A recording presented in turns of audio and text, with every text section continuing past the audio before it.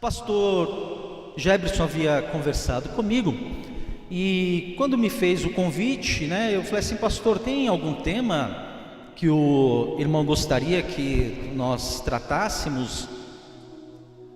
E nós conversando ali, ele queria que eu falasse sobre regeneração. E é um tema assim fundamental realmente para nós falarmos. E é sobre isso que nós vamos nessa manhã meditar com Deus, Que a regeneração ela é mais do que um conceito. A regeneração ela tem que ser uma experiência frutífera.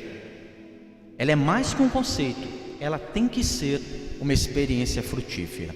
Um dos grandes problemas que nós enfrentamos na igreja moderna é o superficialismo, As coisas são todas superficiais na igreja moderna. As pessoas não se aprofundam. A grande mensagem do Evangelho, acima de todas as outras mensagens, ela vem sendo reduzida a algo simplório, a algo desprovido do conteúdo genuíno do que realmente é a palavra de Deus.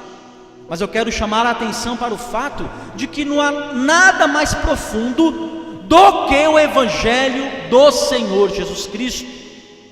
O Evangelho de Cristo é tão profundo que nós poderemos ficar aqui discorrendo a vida inteira sobre ele, e nós ainda nem chegaríamos perto daquilo que realmente ele é. E o Evangelho de Cristo, esse profundo Evangelho, ele não tem nada a ver com o Evangelho superficial que está sendo oferecido em muitas igrejas hoje em dia.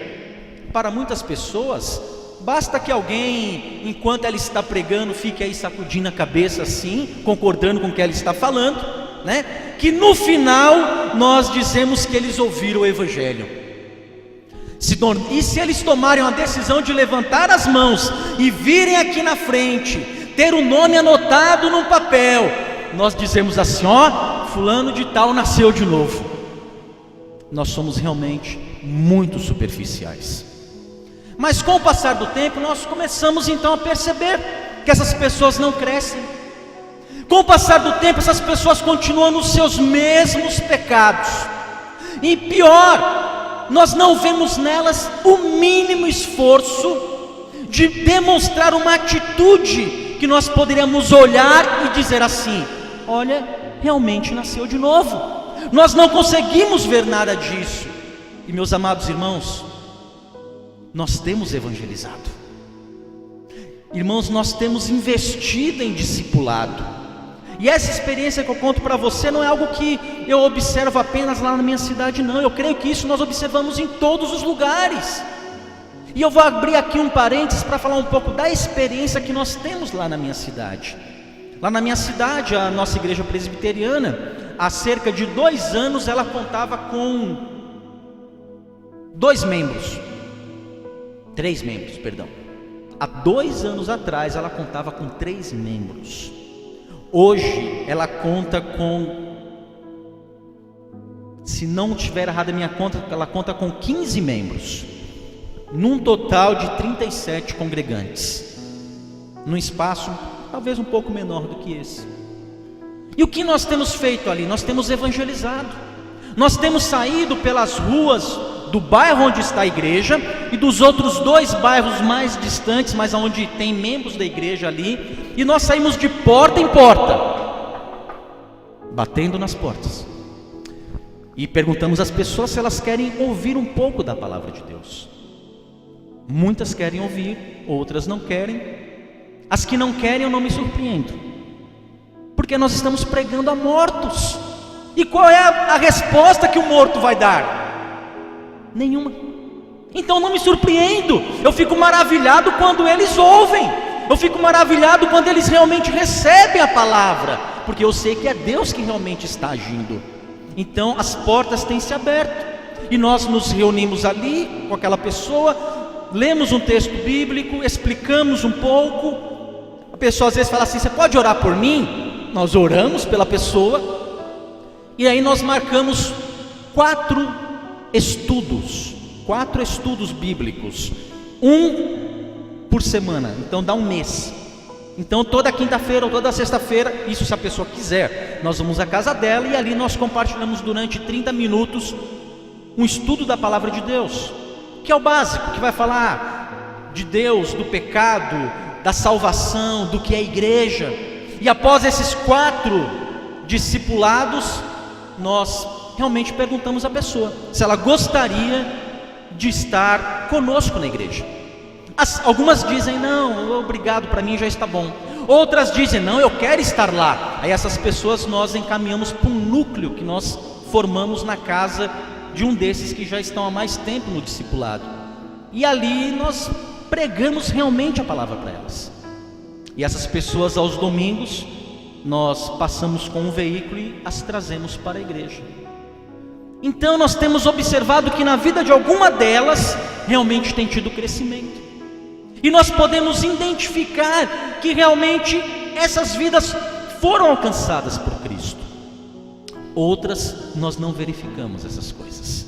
Mas esse é o trabalho que eu e você temos que fazer: pregar a palavra, evangelizar as pessoas. Jesus Cristo, antes de ascender aos céus, ele disse: é-me dado todo o poder na terra e nos céus, portanto, ide e fazei discípulos.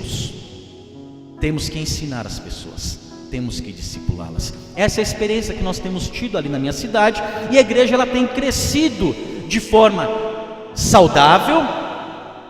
Cláudio, mas é um crescimento tão pouco, né? 15 pessoas em 2 anos? Mas é um crescimento de forma saudável. E é isso que realmente nós temos que fazer. Então, meus irmãos, nós temos feito evangelismo, nós temos investido no discipulado. Eu acredito no discipulado, mas eu quero que você entenda uma coisa: a maioria dos evangelismos e discipulados que são feitos pela igreja moderna não dão resultado. E sabe por que não dão resultado? Porque as pessoas não nasceram de novo. Você só verá o resultado na vida daqueles que nasceram de novo. E nós temos que lutar, é uma batalha que nós temos travado. E essa batalha que travamos hoje é sobre o que é o Evangelho. Como é que os homens podem ser salvos? Essa é a nossa grande luta, porque nós queremos ver pessoas sentadas nas cadeiras dessa igreja. Eu quero ver nas cadeiras da minha igreja. Eu quero que as pessoas sejam salvas. Mas como é que elas serão salvas? É através do Evangelho. Mas que Evangelho é esse que tem sido pregado? Irmãos, pessoas podem ser salvas simplesmente através do poder único e exclusivo de Deus. Só Deus pode salvar as pessoas, mas é a nossa obrigação pregar o Evangelho. Nós temos que anunciar, mas o que é pregado, se é ou não o Evangelho, é o que vai fazer toda a diferença. Mas fulano de tal prega, mas é o Evangelho que ele tem pregado? Mas no rádio é o Evangelho que tem sido pregado? Hoje em dia muitos pregadores, eles se levantam nas suas igrejas e pregam meias verdades, pregam um evangelho capenga. Lá a gente fala capenga, né? Um evangelho meio troncho. Isso eles fazem para não perderem as pessoas que frequentam a sua igreja. Aquelas pessoas que simplesmente frequentam os cultos. As pessoas vêm aos cultos, elas abrem a boca e entoam as canções junto com todos nós. Elas leem os mesmos versículos, mas elas ainda não nasceram de novo. E se o evangelho continuar sendo pregado de uma forma errada, elas não vão nascer de novo. Esses supostos pregadores, eles são psicólogos, eles são filósofos, são coachings, né?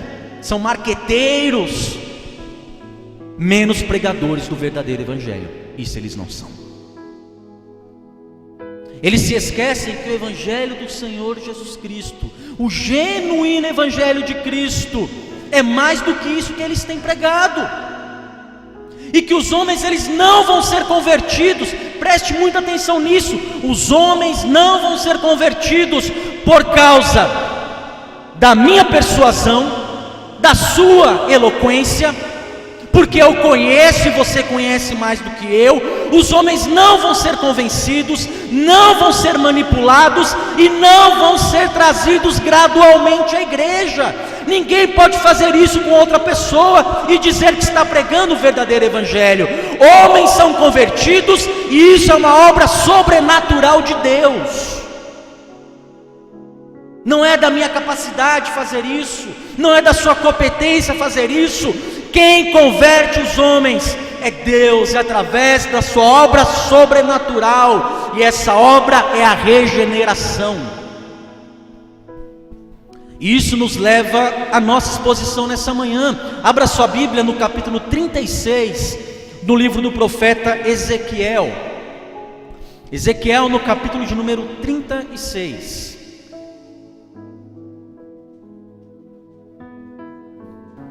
Enquanto você procura o capítulo 36 de Ezequiel, eu quero só falar um pouco o contexto deste capítulo. O livro de Ezequiel, ele está relacionado a um dos períodos mais críticos da história de Israel. A mensagem de Deus nesse livro de Ezequiel vai cobrir aproximadamente uns 22 anos, entre 593 até 571 a.C. Durante esse período, a cidade de Jerusalém, ela foi cercada, ela foi invadida, ela foi destruída, o templo foi queimado, os muros derrubados, a população ali da cidade de Jerusalém sofreu inúmeras privações, como fome, muitos morreram, outros foram poupados e levados para o exílio, para o cativeiro na Babilônia, e ali permaneceram 70 anos. Tudo isso aconteceu com o povo de Israel aí neste livro, porque Deus os castigou. Que é isso, irmão Cláudio? Deus castiga? Castiga sim, meu irmão. Deus pune o pecador pelos seus pecados, não tenha dúvida disso. Deus é um Deus santo. Deus castigou o povo porque eles pecaram de forma deliberada contra a santidade de Deus. O povo havia se entregue à idolatria, à imoralidade, à violência, e desta forma eles quebraram a lei do Senhor. Eles fizeram com que o nome santo de Deus fosse profanado entre todas as nações. Eles pecaram de forma violenta diante de Deus. E em meio a tudo isso, Deus então levantou o sacerdote Ezequiel como profeta, para denunciar o pecado do povo e anunciar o castigo que viria por causa do pecado desse povo. Mas também Ezequiel, ele tinha uma outra mensagem dada por Deus. Era a mensagem de que assim como as calamidades vieram por causa do pecado, Deus também iria cumprir as promessas dele àquele povo e restaurar aquele povo à sua comunhão. O povo que sofreu tanto por causa dos pecados seria finalmente salvos da sua miséria. Israel voltaria ao seu Deus, à terra prometida, eles seriam o povo de Deus e Deus seria o Deus deles. É sobre isso que trata o livro do profeta Ezequiel. Aí no capítulo de número 36, nós não vamos ler todo, mas do verso 1 até o verso 15, nós vamos ter uma profecia, um oráculo de Deus. Deus anunciando a Israel que traria juízo sobre a nação de Edom. Os outros inimigos de Israel também sofreriam, porque eles zombaram e se aproveitaram do povo de Deus, enquanto eles estavam sendo castigados pelos seus pecados. E que Deus traria novamente a prosperidade para o povo de Israel.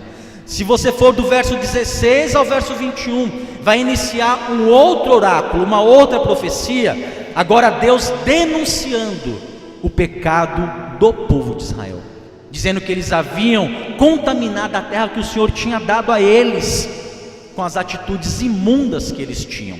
Por esse motivo, a violência, a idolatria, por causa dos pecados com que pecaram, o Senhor iria castigá-los com o furor da sua ira, expulsando eles daquela terra. E foi isso que Deus fez, espalhando eles entre as nações inimigas. Foi isso que Deus fez.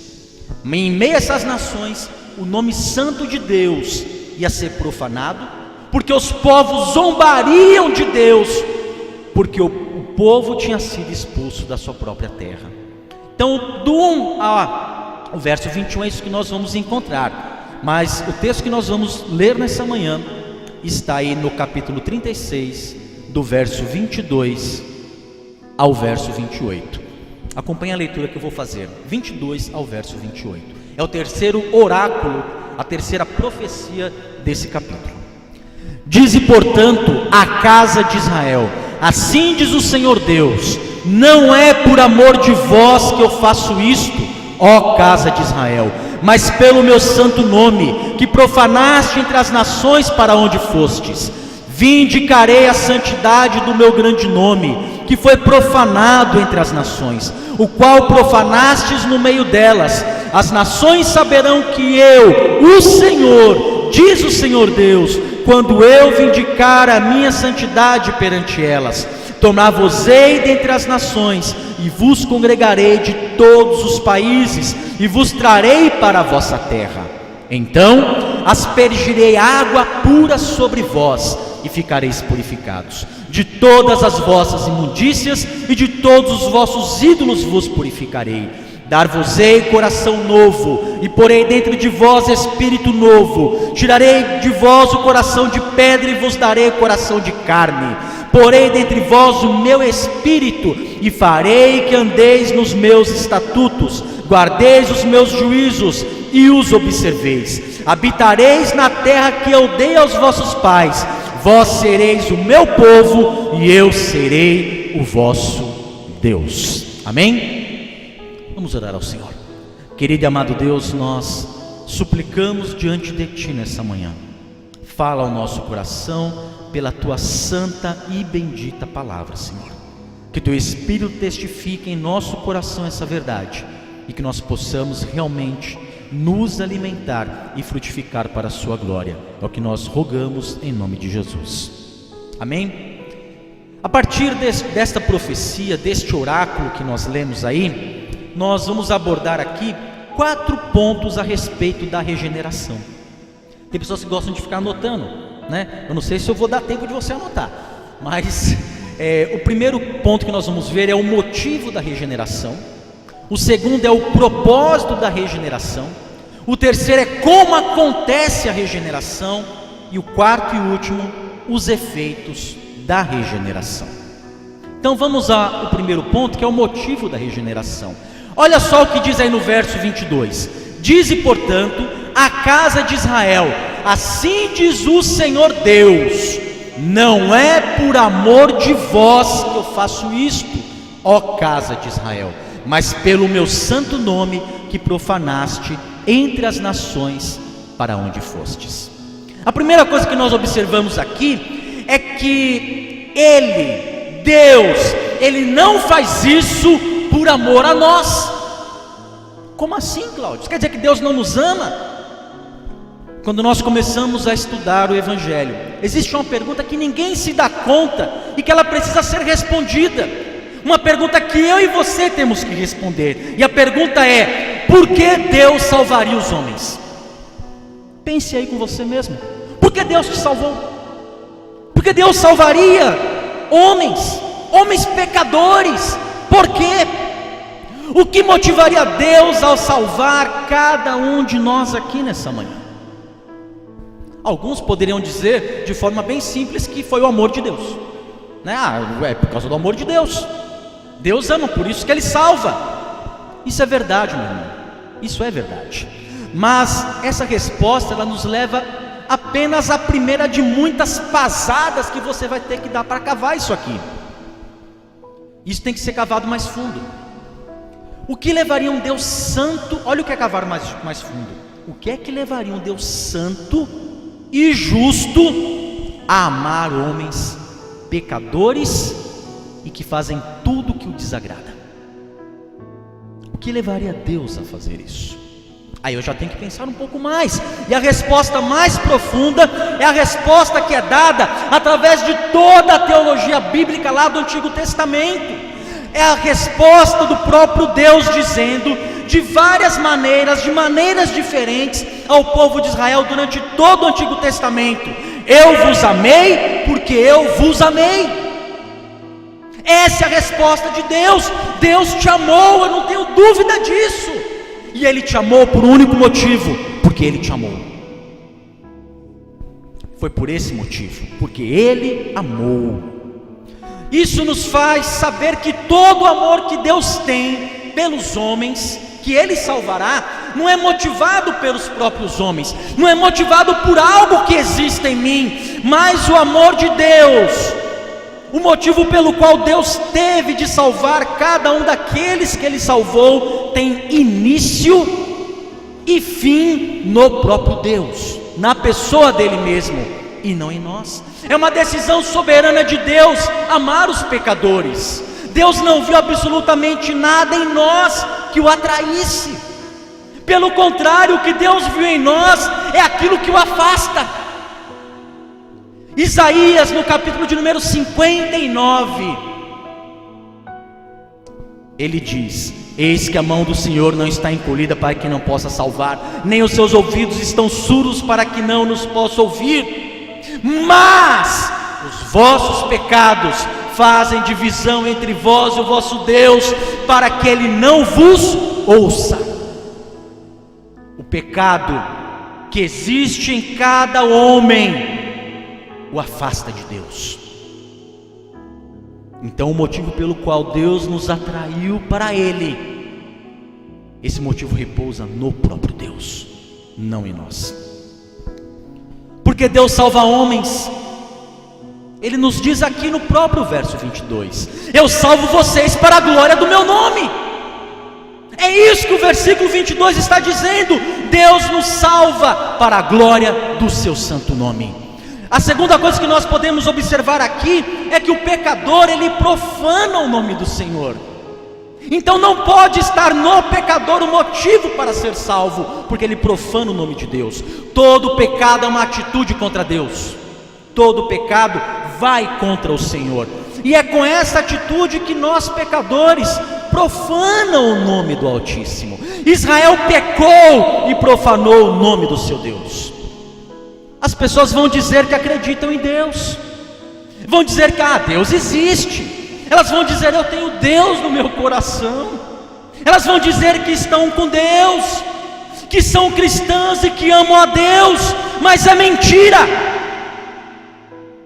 O pecador, aquele que profana a santa lei de Deus, aquele que não tem compromisso algum com Deus, ele pode dizer que ama a Deus, ele pode dizer que conhece a Deus, ele pode dizer que tem Deus no seu coração, mas é mentira, pois as atitudes dele provam o contrário. Com os pecados que ele comete, eles negam, profanam o nome do santo Deus. E com isso, de uma forma deliberada, eles erram o alvo e são incapazes de cumprir com o propósito real, o propósito verdadeiro para com o qual eles foram criados, o propósito pelo qual cada homem foi criado. É para que glorifiquem a Deus e se satisfaçam nele para todo sempre. Esse é o estilo de vida que nós vemos nas pessoas que estão perdidas. Elas estão glorificando a Deus, elas estão se satisfazendo neste Deus, então elas não podem dizer que amam a Deus. Ao invés de glorificarem a Deus, elas estão profanando o nome do Senhor que as criou. A terceira coisa que nós observamos é que Deus aplica a regeneração pelo amor que Ele tem ao santo nome dEle. Se Deus não estivesse sobretudo interessado em exaltar o seu santo nome, em demonstrar a sua grandeza no universo, todo homem, desde Adão, estaria no inferno. Essa é uma grande verdade bíblica. Se não partisse de Deus, se Deus não tivesse o interesse de glorificar o próprio nome, desde a queda, todos os homens estariam no inferno, e não haveria nenhuma esperança de salvação para nós. Se Deus tivesse que olhar para os homens e achar uma única razão em nós para nos salvar, não haveria nenhuma. Somos pecadores, Deus nos salvou, porque Ele quis, pelo amor ao próprio nome, para vindicar a sua santidade. Cláudio, maravilha, Deus me salvou, e hoje nós também permanecemos salvos, não porque Ele veja algo em nós, meu irmão, porque ainda hoje nós pecamos no que pensamos, quando temos pensamentos que dá vergonha até de falar às pessoas, de tão impuros que são. Pecamos quando falamos e ofendemos a Deus e ofendemos o nosso próximo. Pecamos quando realizamos, quando fazemos coisas que são vergonhosas. Pecamos quando nós podemos fazer aquilo que glorifica a Deus, aquilo que é bom, e nós negligenciamos e não fazemos. Deus nos salva, nos mantém salvos para a glória do nome dEle. Esse é um dos grandes problemas de se pregar hoje em dia. As pessoas, elas não acreditam que elas são tão más, elas não acreditam que elas são tão pecadoras. Aí, a não ser por meio da obra sobrenatural da regeneração, do Espírito Santo operando no coração delas, elas nunca serão convencidas do seu estado pecaminoso, elas nunca nascerão de novo. Quantas e quantas vezes eu andando pelas ruas, às vezes tinha parentes meus que eram crentes, eles vinham na minha direção, eu mudava de calçada. Quantas vezes eu ali drogado, alguém vinha me entregar um panfleto para me falar de Jesus, eu nem pegava, eu não queria, irmãos, eu não tinha nada a ver com aquilo, eu não acreditava naquilo. E por que então um dia eu acreditei? Porque naquele dia maravilhoso, o Espírito de Deus, Ele regenerou o meu coração. Aí eu passei realmente a crer. Ninguém será convencido por outra pessoa, todos serão convencidos pelo Espírito, e assim poderão nascer de novo. As pessoas, elas não acreditam que são tão pecadoras, muitas vezes porque os pregadores não dizem isso para elas. São muitos que vão para a igreja e tem ali o seu ego massageado. São muitos que vão para as igrejas e só o que se diz ali é: Deus te ama, Deus vai te abençoar, Deus vai mudar a sua vida, Deus tem um plano maravilhoso para você, Deus vai mudar a sua vida financeira, a sua vida amorosa, Deus vai fazer tudo isso. Mas esquecem de falar a verdadeira mensagem do Evangelho, que é qual? Deus encarnou em Cristo Jesus. Jesus é o Deus encarnado, e Ele veio para salvar o seu povo dos seus pecados. A mensagem de João Batista era: arrependam-se, pois é chegado o reino de Deus. Essa é a grande mensagem do Evangelho. E muitos pregadores não têm pregado isso. Muitos pregadores não dizem isso para as pessoas, porque eles também não acreditam nisso. Eles também não acreditam que eles mesmos são pecadores. Ou então são muito covardes para dizer isso para as pessoas nas suas igrejas. Mas isso vai lhes custar a vida. Se você e eu não ouvirmos um dia que realmente nós íamos ao inferno por causa dos nossos pecados, nós não teríamos sido alcançados. E se nós sairmos por aí pregar outra mensagem que não seja essa, isso vai custar a vida das pessoas, talvez até a nossa própria. Mas no verso 22 que nós lemos aí, ele diz: eu farei isso por causa do meu santo nome que vocês profanaram. E aqui nós temos essa grande contradição entre Deus e o homem. Quando você olha ali para Israel, as pessoas que ele vai salvar, tudo que Deus vê nessas pessoas, as atitudes que Deus viu ali em Israel, foi o quê? Que eles profanaram o seu santo nome. Então não existe nada de bom neles, não existe nada de bom em Israel para Deus trazê-los de volta, para Deus restaurá-los. Deus não vê nada de bom em Israel, mas Deus diz: eu farei para demonstrar quem eu sou, para demonstrar a minha glória. Deus salva pecadores para conhecimento, honra e glória do seu próprio nome. Pois quando homens e mulheres rebeldes, pobres e ricos desobedientes, quando jovens e velhos maus, enfim, quando qualquer pecador é perdoado e é restaurado através de Jesus Cristo, o nome de Deus se faz conhecido. É o nome de Deus que é glorificado. Muitos vão dizer: mas Cláudio era isso, Cláudio era aquilo outro, Cláudio fazia isso, Cláudio fazia aquilo outro mais. Mas agora essas mesmas pessoas, elas têm que reconhecer que Cláudio tem uma nova vida. E elas vão acreditar, vão dar o crédito disso para quem? Ao Senhor. Não é assim que as pessoas falam? Ah, mas fulano de tal agora é crente, fulano agora de tal está na igreja, fulano de tal agora, rapaz, eu vejo ele aí só com os irmãos da igreja. O nome de Deus, ele tem que ser glorificado. Portanto, diante do exposto aqui, nós só podemos concluir que o grande motivo da regeneração está no próprio Deus.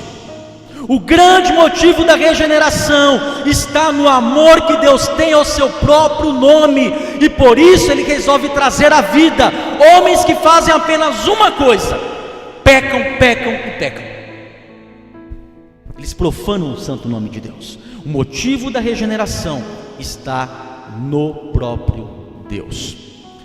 O segundo ponto é o propósito da regeneração. O motivo da regeneração está no próprio Deus. Deus faz por amor ao seu próprio nome. E o propósito da regeneração está aí no versículo de número 23. Ele diz: vindicarei a santidade do meu grande nome, que foi profanado entre as nações, o qual profanastes no meio delas. As nações saberão que eu sou o Senhor, diz o Senhor Deus, quando eu vindicar a minha santidade perante elas. Vamos olhar para algo aqui, e isso é algo muito importante. Através da regeneração, Deus fará a santidade do seu nome ser conhecida. Temos que entender isso aqui. Quando Deus realmente realiza uma obra de regeneração, até mesmo as nações incrédulas, mesmo que eles odeiem isso, mesmo que eles odeiem Deus, mesmo que eles entendam de forma errada, ou até lutem contra isso, quando Deus realmente realiza uma obra de regeneração numa pessoa ou num povo, todo mundo vai saber que alguma coisa aconteceu. É impossível que alguém seja regenerado e continue do mesmo jeito. Alguém vai saber que algo aconteceu porque houve o quê? Mudança. Toda obra de salvação feita em alguém deverá levar as outras pessoas a saberem que foi o Senhor que a operou. Foi o Senhor que regenerou a cada um de nós. Eu não estou dizendo que isso vai levar as outras pessoas, reconhecendo que foi Deus, que vai levá-las a acreditar, a se renderem a Deus. Não estou dizendo isso. Não, talvez até levem elas a odiar mais ainda a Deus. Mas eles saberão que foi Deus que fez. Um fato triste é que a maioria das conversões na igreja brasileira moderna, elas nunca terminam em crescimento, em santificação. Todos os pregadores modernos que tem por aí, eles pregam ali nos seus congressos, nas suas cruzadas evangelísticas, e enchem ali um estádio de pessoas, falam ali da palavra de Deus, e de repente, ao final, ele chama as pessoas ali para levantarem as suas mãos, e aí dizem que 100 ou até 1000 pessoas ali foram salvas. O único problema é que pouquíssimas dessas pessoas vêm à igreja no domingo. Ficaram lá, nunca foram para uma igreja depois. Um número menor ainda vai demonstrar uma nova disposição no coração. E esse pregador, no outro final de semana, ele vai numa outra igreja e vai dizer assim: 1000 pessoas foram salvas semana passada quando eu preguei a palavra. Mentira! É assim que o nome de Deus ele acaba sendo blasfemado e profanado diante do mundo. Os incrédulos veem isso e profanam o nome de Deus, por causa dos supostos convertidos feitos ali. E dessa pálida maneira, todo mundo tem sido convertido, todo mundo tem sido salvo, mas ninguém tem sido transformado. E por que não tem sido transformado? Porque não foram regenerados, porque não nasceram de novo, apenas ouviram uma pregação, levantaram a mão querendo algo de bom para a vida delas, mas o verdadeiro bem para a vida delas, elas não quiseram. Elas não foram regeneradas, não houve transformação ali, porque a sua falsa conversão veio através, muitas vezes, de um falso evangelho. Então não basta simplesmente falar da Bíblia, tem que falar a verdade bíblica. Aí basta as pessoas começarem a dizer assim, que elas gostam de Deus, que elas amam a Jesus, e aí prontamente nós dizemos assim, ó, nasceu de novo, está aqui, ó, nosso irmão agora nasceu de novo. Só que isso é um engano. Será que nós temos essa visão tão débil do que é o Evangelho? Será que nós somos realmente tão ignorantes, irmãos? Será que nós somos tão covardes para chamarmos estas coisas que acontecem de Evangelho? Você prega o Evangelho do Senhor Jesus Cristo? Você que prega o Evangelho do Senhor Jesus Cristo, você tem observado as vidas regeneradas crescendo em santidade? Refletindo a cada dia a vida de um Deus que é santo? Porque a verdadeira regeneração, quando a pessoa é convertida verdadeiramente, isso vai ser visto através de uma vida santa. Ela vai crescer dia após dia em santidade. Veja quantas pessoas realmente são convertidas. O apóstolo Paulo diz: se alguém está em Cristo, nova criatura é. Nova criatura, criado novamente, nascido de novo, regenerado. E as coisas velhas se passaram e tudo se fez novo. Isso é a verdadeira regeneração. Muitos são aqueles que têm naufragado na fé e que diante das tribulações, das coisas comuns, das dificuldades comuns à vida, essas pessoas têm negado a Cristo. Aí você prega, aí elas vêm para a sua igreja, aí você começa ali a falar da palavra para elas, e elas começam a concordar, a falar, não, realmente, Deus é bom, estou gostando. Só que quando vêm as dificuldades, vêm os problemas, elas negam a esse Cristo, elas viram suas costas e nunca mais querem saber da igreja. E por que elas têm negado? É porque elas não foram regeneradas. Elas estão perdidas, elas estão indo para o inferno e acham que vão para o céu porque um dia levantaram a mão num culto e repetiram uma oração. Quando um homem é convertido, isso é mais do que uma decisão humana.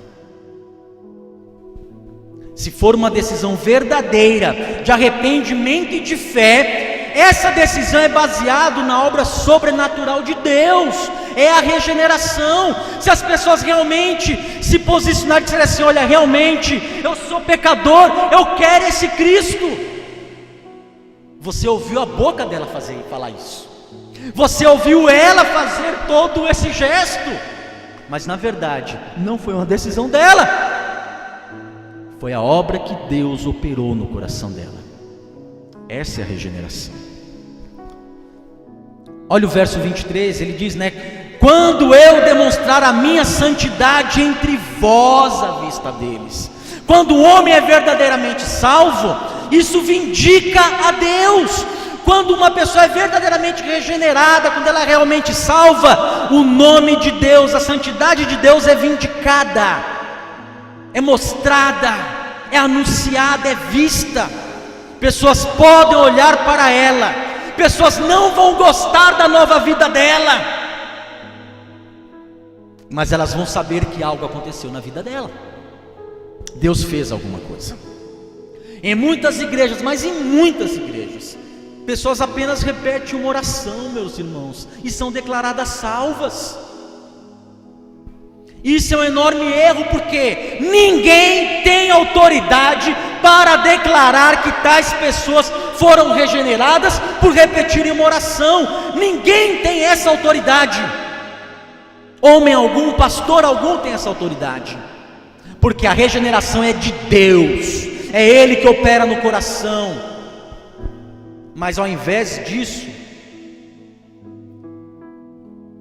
nós deveríamos dizer, preste bem atenção, ao invés de falar assim, não, fulano de tal agora está regenerado, foi salvo, ao invés disso, nós, como igreja, deveríamos dizer o seguinte: esse homem, ele fez uma profissão de fé, e nós nos alegramos nisso, mas porque nós o amamos, e nos preocupamos com a honra de Deus, nós estaremos com Ele, aconselhando, discipulando, conversando com Ele, até que nós estejamos seguros, e Ele esteja seguro, com uma segurança bíblica, demonstrada através da santidade, de que Ele nasceu de novo.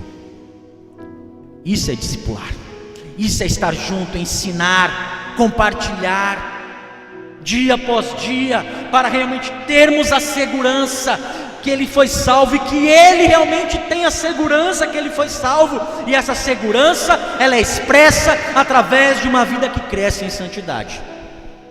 O verso 23 afirma que Deus será vindicado, ou seja, que ele será revelado em sua glória. As pessoas vão olhar para a vida do convertido e vão dizer: o que aconteceu com esse cara? Agora ele vive uma vida separada do mundo, do pecado. Agora ele vive uma vida santa para com Deus. Isso vai ser observado nessa vida. Por quê? Porque Deus traz mortos para a vida.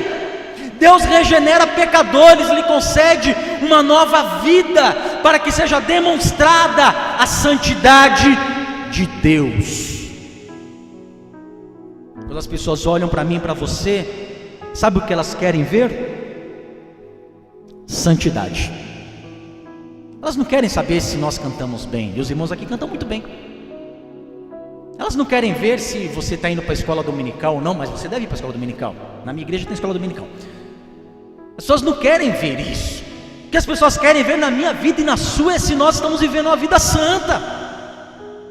É isso, meu irmão, que vai realmente vindicar a santidade de Deus, porque elas olham a nossa vida santa, e a nossa vida santa é apenas um reflexo do Deus santo que habita em nós, não é outra coisa.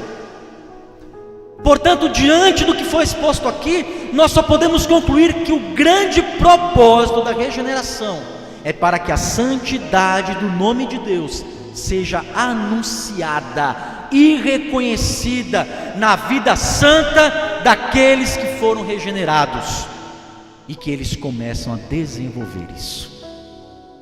Deus, ele vai santificando a nossa vida dia após dia. Esse é o motivo da regeneração, mas para que a própria santidade dele seja vista em nós.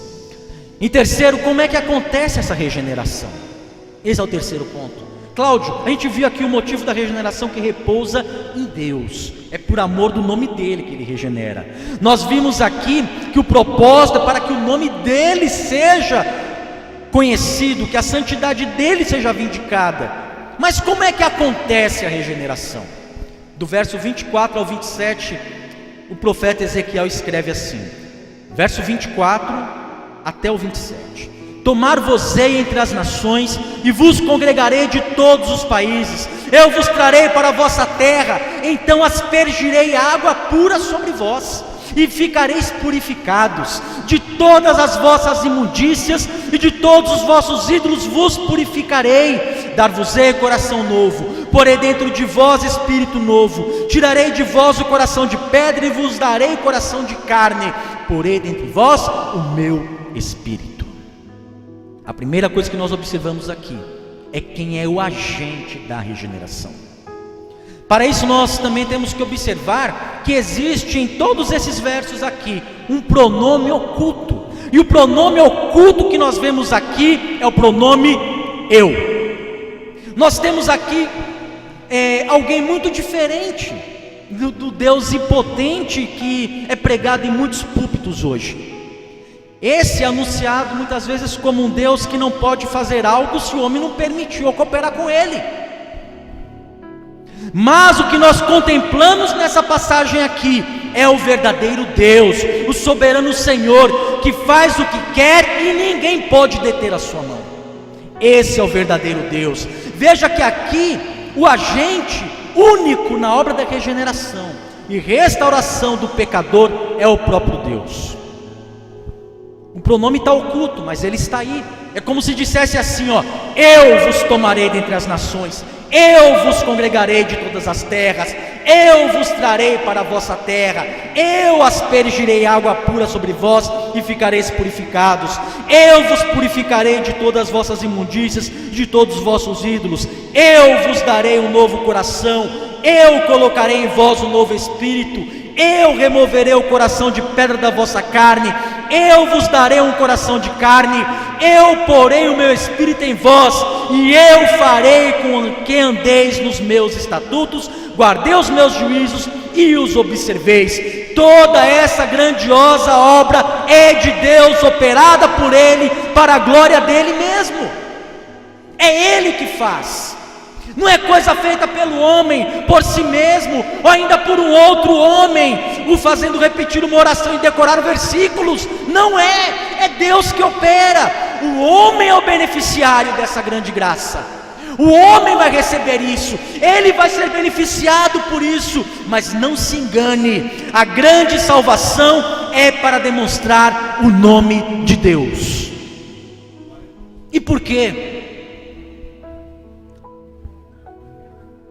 Porque o apóstolo Paulo também escreve, foi dito hoje aqui também, que aquele que começou a boa obra em vós vai aperfeiçoá-la. E qual a razão disso? É a reputação do próprio Deus que está colocada na obra de salvação da minha e da sua vida. Foi Deus que nos tirou do charco de lodo, foi Deus que nos tirou do tremendo lamaçal, foi Deus que nos tirou das trevas, e é Ele que vai a cada dia santificar a nossa vida e levar a nossa salvação até o final. É o nome dEle que está envolvido nisso tudo, é o nome dEle, a reputação dEle. Não é a minha, não é a do bispo, do pastor, do apóstolo, do rabino, não, é o nome de Deus. É tudo dele e para ele. E ele está demonstrando o quão grande ele é. E por isso, ele não vai falhar. Não vai. Se você realmente foi regenerado, Deus não vai falhar, meu irmão.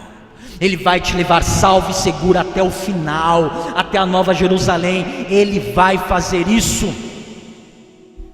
A segunda coisa que nós observamos aqui é que Deus nos separa do mundo.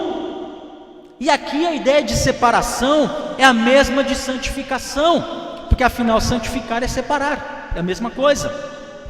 E é por isso que, se Ele realmente escolheu, se Ele realmente regenerou, se realmente Ele justificou uma pessoa, Ele vai também santificar essa pessoa. Todos os passos da salvação, tudo que está contido dentro daquilo que nós chamamos de Ordo Salutis, a ordem da salvação, tudo que está contido ali, Deus vai fazer. Deus não deixará uma única coisa sem ser feita em nossa vida. Muitos não têm entendido a regeneração. Observe só, o único meio pelo qual Deus pode justificar é pela fé. O homem é justificado pela fé. A única forma de um homem ter fé é se Deus regenerá-lo.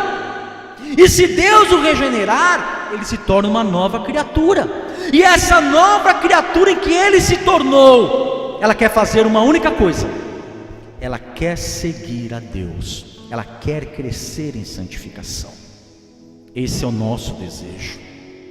Ele diz aí, né? Eu vos tomarei dentre as nações. É uma obra de separação, é uma obra feita por Deus, porque é Deus que separa. E agora pense comigo, por que algumas pessoas na igreja estão preocupadas com santidade e outras não? A gente vê isso na igreja. Por que é que alguns conseguem viver abertamente no pecado, enquanto outros temem realmente a Deus? Sabe por quê? Porque alguns foram regenerados e outros não. O problema, eu repito pela terceira vez, e creio não repetir mais isso, para ficar bem gravado, é que nós achamos, irmãos, que só porque eles repetiram uma oração, eles estão participando de uma igreja, eles estão salvos. Não estão. A evidência da conversão é a continuação da obra de Deus. Ele começou a obra, Ele vai continuar, e a continuação da obra de Deus, quando Ele nos salvou, é a santificação operada dia após dia na vida do regenerado.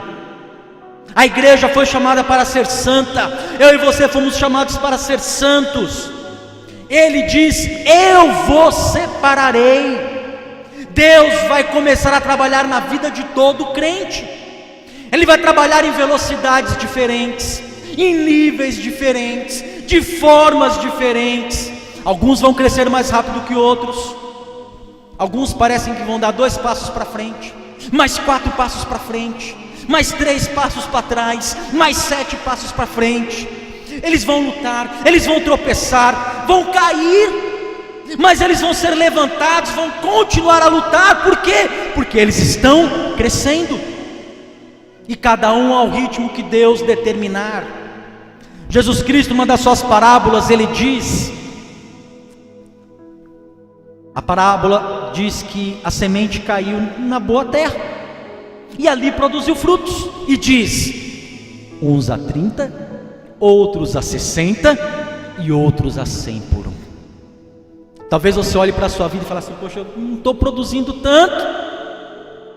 Talvez você esteja produzindo a 30. Talvez eu olhe para a vida do pastor Jefferson, está produzindo a 60. Mas irmãos, se realmente você nasceu de novo, a sua vida vai ser uma vida frutífera. Não há evidência de regeneração que não seja uma vida de separação para crescer a cada dia. Deus começa, Deus chama todos para fora do mundo. Essa é a separação, essa é a santificação. Deus nos chama para sair deste mundo, e nós começamos a odiar o mundo cada vez mais, e nós começamos a desejar ter uma vida santa. Isso é progressivo em nossa vida. A terceira coisa a observar aqui nesse texto é que é Ele que nos purifica. Então aspergirei água pura sobre vós, ficareis purificados de todas as vossas imundícias, de todos os vossos ídolos vos purificarei. O verso aqui mostra Deus realizando uma obra para purificar as nossas imundícias e destruir os ídolos. Na vida daqueles israelitas foi assim que Deus fez, também fará nas nossas vidas.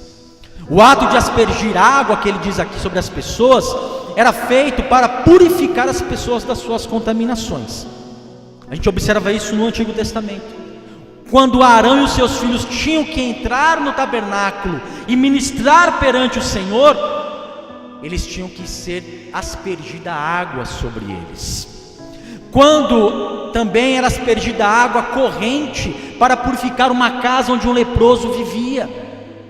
E ainda, lá no livro de Levítico, Deus vai instituir o ritual das águas purificadoras, em que todos aqueles que houvessem se tornado imundos, e era fácil tornar imundo, uma mulher no seu período de menstruação estava imunda. Se você tocasse num cadáver, você estava imundo. Várias coisas deixavam as pessoas imundas, então elas deviam ser lavadas nessa água para ficarem purificadas. Veja que o profeta usa disso aqui para falar que há uma purificação a ser feita ainda em todo o povo. E esse aspergir de água aponta para a palavra de Cristo, que sendo derramada sobre a nossa consciência, nos lava de toda impureza. A palavra de Deus lava a nossa consciência de toda imundícia. Todo homem está imundo pela mancha maligna do pecado. Que é isso, pastor? Você trouxe o professor Cláudio para chamar a gente de imundo? Não, para dizer que você foi purificado. Mas todo aquele que não nasceu de novo, ele está imundo pela mancha maligna do pecado. É uma doença na alma, e ela se alastra por todo o nosso ser. O nosso entendimento está contaminado, por isso a mente está em trevas. A nossa emoção está contaminada, por isso nós temos sentimentos tão desordenados. A nossa vontade também está contaminada, por isso que nós desejamos e praticamos toda sorte de imundícia. Todo ser do homem está contaminado pelo pecado. Portanto, até que esse homem seja transformado pelo lavar regenerador da palavra, ele vai continuar na vida imunda.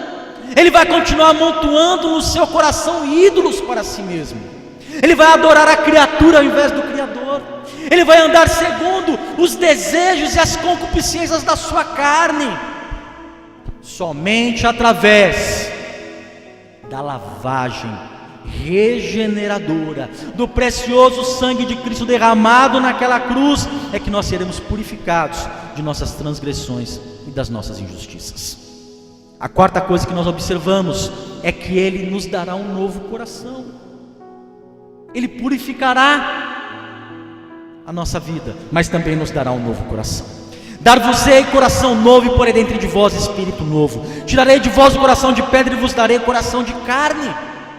Está aí no verso 26. A Bíblia ela se refere ao coração como centro de toda a atividade humana, pois lá em Provérbios diz que é do coração que procedem as saídas da vida. Ou seja, tudo aquilo que pensamos, sentimos, desejamos e realizamos vem do coração. O coração é endurecido pelo pecado, ele vai ser conhecido através de algumas características que provêm dele mesmo. Olha o que Jesus diz a respeito do coração endurecido pelo pecado.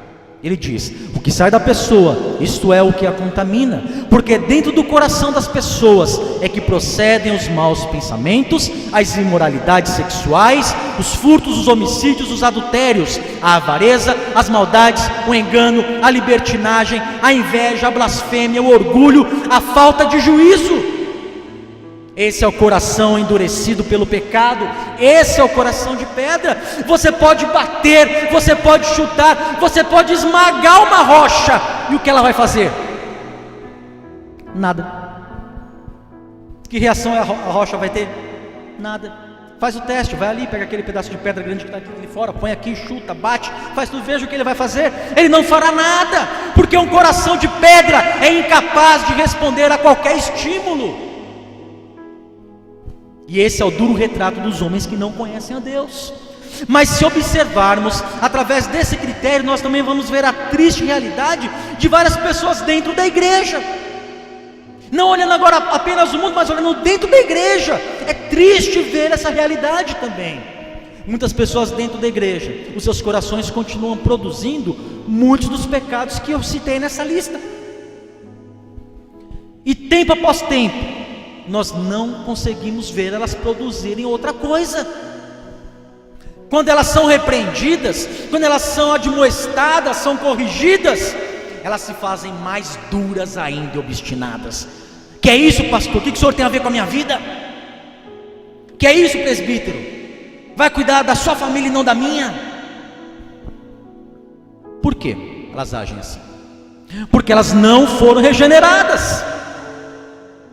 Um coração regenerado, ele é dado quando o coração de pedra é arrancado do nosso interior. E no lugar dele, Deus nos dá um coração novo, um coração de carne, um coração que é capaz de responder ao estímulo de Deus. É um coração que agora vai pulsar anelando pelo Senhor. É um coração que está disposto a obedecer à lei do Senhor. É um coração que também é reconhecido pelo que ele produz. No coração daquele que experimentou o novo nascimento, é totalmente o contrário. Deus cria o desejo de amá-lo e obedecê-lo. É um coração que ama, é um coração que louva ao Senhor, que medita na sua lei, é um coração que clama por Deus, que busca a face de Deus, que guarda a palavra de Deus, é um coração que confia em Cristo, é um coração que ama o próximo, é um coração que experimenta o amor de Deus que foi derramado nele. Esse é o coração regenerado. Esse é o coração que eu e você temos. Esse é o seu coração? Seu coração realmente foi mudado? A quinta coisa que nós devemos observar é que Ele nos daria um novo espírito. Dar-vos-ei coração novo, porém entre vós espírito novo, tirarei de vós o coração de pedra, vos darei coração de carne. E olha só, porém dentro de vós o meu espírito. O pecado de Adão, ele trouxe ruína, trouxe morte espiritual a todos os homens.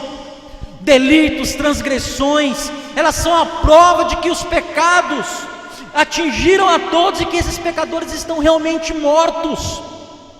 É necessário que Deus realize no pecador uma grande mudança interior, porque sem essa vida no espírito, no nosso espírito, nós nunca poderíamos nos relacionar com Deus.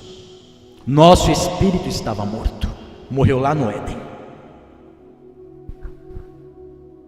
Nós nunca poderíamos nos relacionar com Deus, nós nunca poderíamos ser capazes de responder ao chamado de Deus, pois nós estávamos mortos. O que é que o morto responde? Eu estava pensando isso esses dias e comentando com alguém. Um tempo atrás teve o falecimento do meu pai, e eu vim da Bahia para cá, o funeral, e meu pai estava ali naquele caixão. Qual era a minha vontade? Humana, carnal, e assim... e uma vontade até justa para um homem. Eu queria chegar do lado daquele caixão e fazer o quê? Levanta daí, vai, levanta, não morre não. E por mais que eu fizesse isso, se eu abraçasse, se eu o beijasse, se eu chorasse ali para ele voltar, qual seria a resposta dele? Nenhuma. Ele está morto. E esse é o pecador. O pecador está morto, seu espírito está morto, ele não responde a estímulo algum. Mas Deus, pela sua infinita graça e misericórdia, Ele concede um novo espírito. E não apenas um novo espírito, como sendo uma nova disposição do coração. O coração vai ter uma nova disposição, mas não é apenas esse novo espírito que ele diz, mas ele nos concede o seu próprio espírito, o Espírito Santo habitando em nós. Os crentes em Cristo, aqueles que foram regenerados, eles podem ter uma vida verdadeira, podem ter uma vida espiritual, e dessa forma eles vão usufruir todos os benefícios espirituais que vêm de Deus. Não é isso que nós começamos a cantar aqui? Uma das canções que nós cantamos: bendito seja Deus, o Pai do nosso Senhor Jesus Cristo. Esse texto está lá em Efésios, e ele diz mais o que? Que nos abençoou com toda sorte de bênçãos espirituais e nos fez assentar nos lugares celestiais em Cristo Jesus. Portanto, diante do que nós expusemos, nós só podemos concluir que a grande obra da regeneração, como é que ela acontece? Acontece de forma sobrenatural. Ela é operada pela lavagem regeneradora da palavra de Cristo sobre a nossa mente, sobre o nosso coração. Troca o nosso coração insensível por um coração que tem nova disposição e afetos para com Deus. O Espírito Santo passa a habitar em nós, nos concede vida espiritual, para que eu e você possamos gozar de íntima comunhão com Deus, a comunhão que tinha sido perdida pelos nossos primeiros pais lá no Éden. E o último ponto, graças a Deus, cheguei a ele, os efeitos da regeneração. Por fim, meu irmão, a regeneração, ela não é apenas um conceito, ela não é uma doutrina bíblica estática, parada, regeneração. Ela não é uma operação feita por Deus em nós e que nos dá um novo status ou posição. Não é só isso, é isso também, mas não é só isso. Ela não é conceitual. A regeneração tem que ser experimental, ela tem que ser produtiva, ela tem que gerar em cada um de nós frutos que demonstrem a nossa nova natureza. Deixa-me falar um pouco sobre o conceito de natureza do homem. Na teologia a gente chama de ontologia. Preste atenção, Deus criou-nos com algumas faculdades. Faculdades que são intrínsecas, ou seja, que estão no nosso ser, pertencem a nós. A razão, que é o intelecto, que é o raciocínio. A emoção, que é o sentimento. A volição, que é a vontade. Todo ser tem razão, emoção e volição. Essas três faculdades, elas vão abarcar tudo aquilo que nos identifica como homens. Pois como homens, todos nós somos guiados, atendemos, executamos e agimos e pensamos e sentimos através daquilo que nós somos. A natureza humana é, portanto, aquilo que determina o que cada homem é. Nenhum homem pode agir contrário à própria natureza. Isso não existe. Ninguém age contrário à sua própria natureza, porque a raiz daquilo que a gente produz é a nossa natureza. Exemplo: um porco e uma ovelha. Um porco é o quê? Porco. Ovelha é o quê? Ovelha. O que cada um dos dois come? O porco come o quê? Lavagem, restos de comida. A ovelha come o quê? Ovelha pasta. Enquanto a ovelha desejará os pastos verdejantes, o porco deverá desejar o quê? A lavagem. Mesmo que você tente fazer com que um coma o contrário do outro, eles não vão responder a isso. Eles vão responder à sua própria natureza. O que é que faz um canário se alimentar de sementes? Alguém aqui cria canário? Não, né? Você? Cuidado, solta o bichinho. Está lá criando canário. Eu falo assim, mas lá o que mais tem é criador. Ele come semente, alpiste, não é verdade? Às vezes vai no meio do mato, corta ali um mato com as folhas, o bichinho come. E o que um urubu come? Restos e podridão. Os dois são pássaros, os dois têm a mesma constituição fisiológica, mas os dois não têm o mesmo apetite. O que determina o apetite deles, sabe o que é? A natureza deles. E assim sucede aos homens, pois entre os homens há apenas duas naturezas: o homem de natureza carnal e pecadora é o homem natural, a natureza com a qual todos os homens nascem desde que vêm ao mundo. Todos os homens nascem de forma natural, natureza pecaminosa. Em pecado me concebeu minha mãe. E a outra natureza é o homem espiritual, é a nova natureza, é o novo nascimento, é a regeneração que nós recebemos quando somos salvos em Cristo Jesus. Portanto, homem algum vai agir contrário à sua própria natureza. O salvo agirá como salvo, e o incrédulo agirá como incrédulo. Árvore boa produzirá bons frutos, ao passo que a árvore má produzirá o quê? Maus frutos.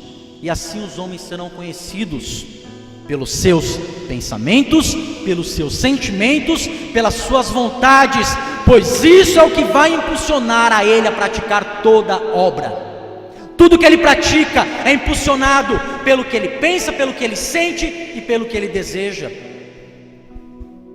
Por isso que a regeneração não pode ser apenas um conceito. Por isso que a regeneração tem que ser experimental, tem que ser vivida. Ele diz, porém, verso 27 e 28, os efeitos da regeneração: porém dentro de vós o meu espírito, e farei que andeis nos meus estatutos, guardeis os meus juízos e os observeis. Habitareis na terra que eu dei aos vossos pais, vós sereis o meu povo, eu serei o vosso Deus. Nós devemos notar que os efeitos da regeneração na vida do crente não acontecem por algo que esteja no próprio homem. Não é. Mas assim como o fruto do ramo não pode dar fruto se não estiver ligado à videira, eu e você, os regenerados, não podemos dar fruto se esses frutos não vierem através do Espírito Santo que foi colocado em nós através do próprio Deus.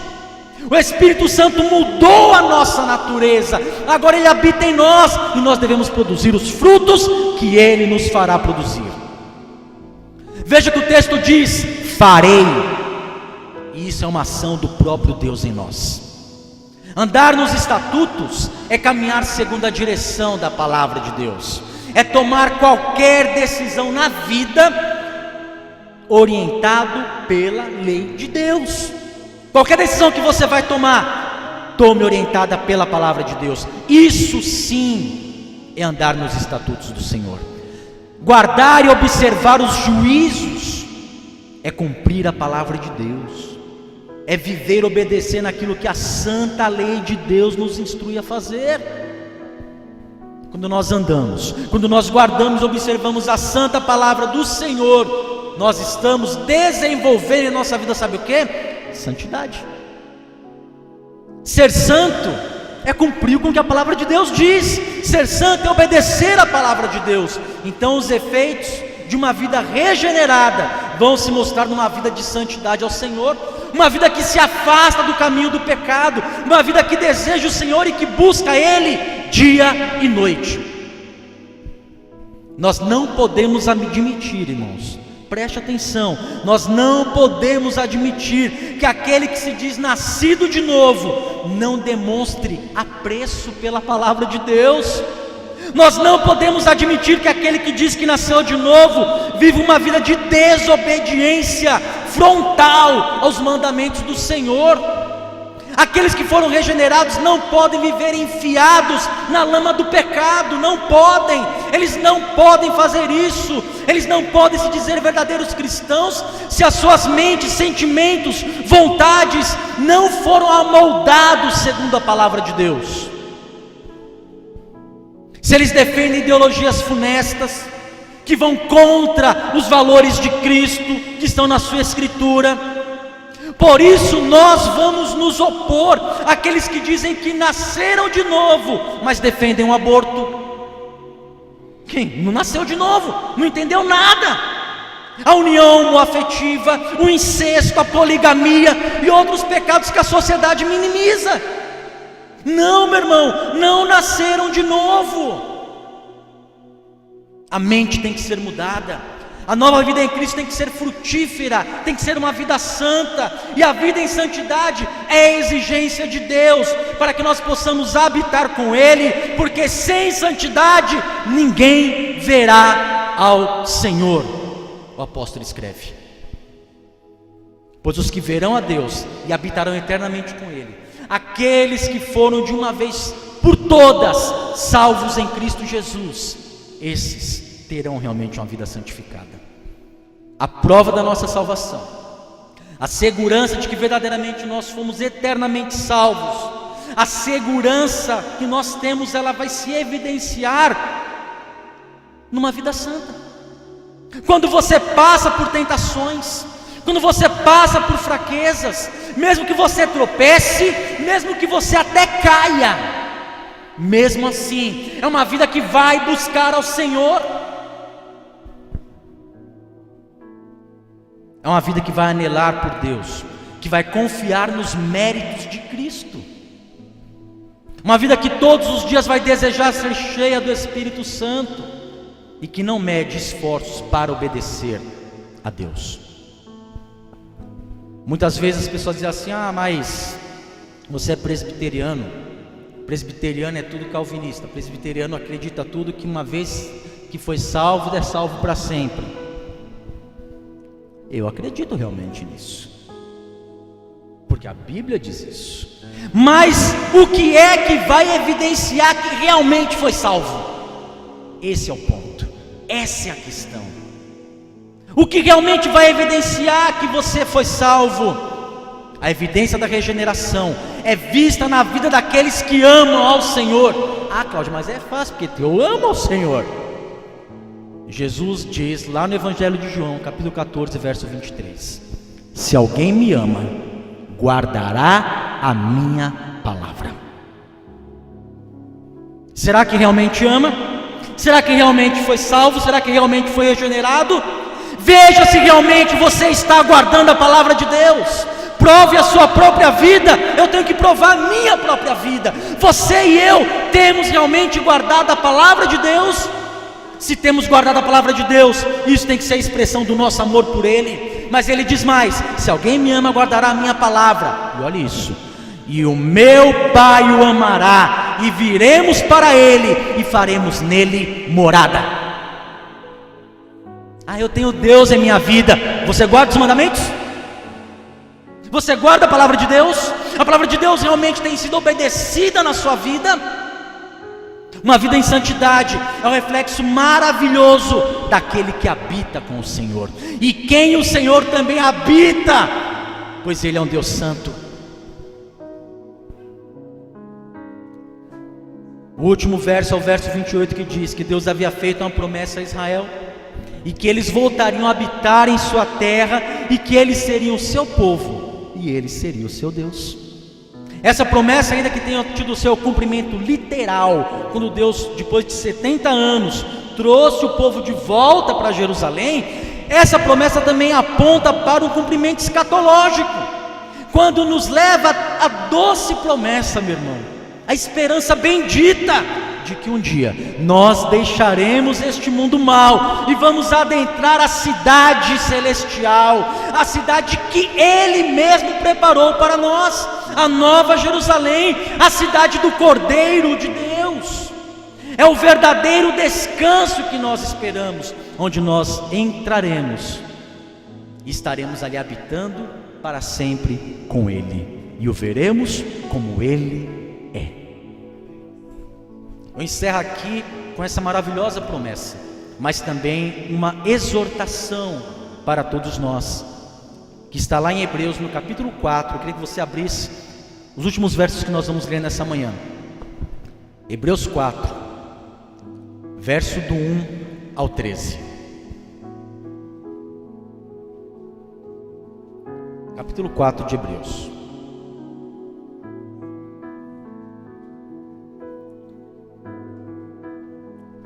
Eu espero os irmãos acharem, não há problema.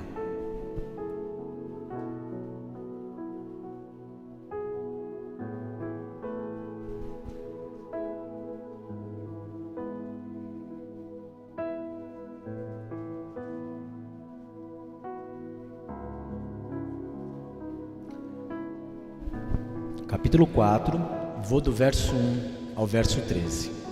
Não vou expor esse texto, fique tranquilo, porque a gente não vai para de noite, eu vou apenas ler. Diz assim a palavra de Deus. O escritor de Hebreus, nós não temos certeza de quem seja, ele está escrevendo isso aqui para crentes, viu, irmãos? Olha o que ele diz: temamos, portanto, que, sendo-nos deixada a promessa de entrar no descanso de Deus, suceda parecer que algum de vós tenha falhado, porque também a nós foram anunciadas boas novas, como se deu com eles, mas a palavra que ouviram não lhes aproveitou. Está falando aqui dos israelitas, visto não ter sido acompanhada pela fé naqueles que a ouviram. Nós, porém, que cremos, entramos no descanso, conforme Deus tem dito. Assim jurei na minha ira: não entrarão no meu descanso, embora certamente as obras estivessem concluídas desde a fundação do mundo. Porque em certo lugar assim disse no tocante ao sétimo dia, e descansou Deus no sétimo dia de todas as obras que fizera. E novamente no mesmo lugar, preste atenção, não entrarão no meu descanso. Visto, portanto, que resta entrarem alguns nele, e que por causa da desobediência não entrarão aqueles aos quais anteriormente foram anunciadas boas novas. De novo, determina certo dia, hoje, falando por Davi, muito tempo depois, segundo antes fora declarado: hoje, se ouvirdes a sua voz, não endureçais o vosso coração.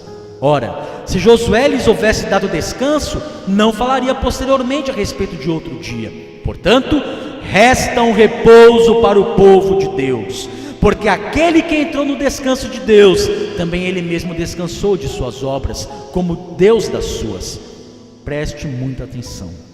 Esforcemo-nos, pois, por entrar naquele descanso, a fim de que ninguém caia, segundo o mesmo exemplo de desobediência, porque a palavra de Deus é viva e eficaz, e mais cortante do que qualquer espada de 2 gumes, penetra até o ponto de dividir alma e espírito, juntas e medulas, e é apta para discernir os pensamentos e propósitos do coração, e não há criatura que não seja manifesta na sua presença. Pelo contrário, todas as coisas estão descobertas e patentes aos olhos daquele a quem temos de prestar contas. Se você, eu espero que não, mas se você pensa que porque você diz que é crente, você pode viver uma vida de qualquer jeito, ou se você conhece algum crente que diz assim: eu sou crente, sou salvo, vive de qualquer jeito, preste muita atenção em tudo que foi dito aqui. Todos haveremos de estar diante do grande juiz do universo um dia, prestando contas da nossa vida. Aqueles que realmente foram salvos e regenerados, seus pecados foram lançados sobre Cristo Jesus, eles foram perdoados e adentrarão o lar celestial, porque também durante a sua vida eles mostraram santidade. Santidade, a regeneração produz santidade. Amém? Querido e amado Deus, nós bendizemos o teu santo nome e reconhecemos que a tua palavra é a verdade. Nos perdoa, Pai, por inúmeras vezes, Senhor, que nós quebramos o teu mandamento, por inúmeras vezes que nós desobedecemos a tua santa lei, pelas vezes, ó Pai amado, que nós preferimos andar segundo os nossos próprios desejos. Perdoa-nos, ó Pai.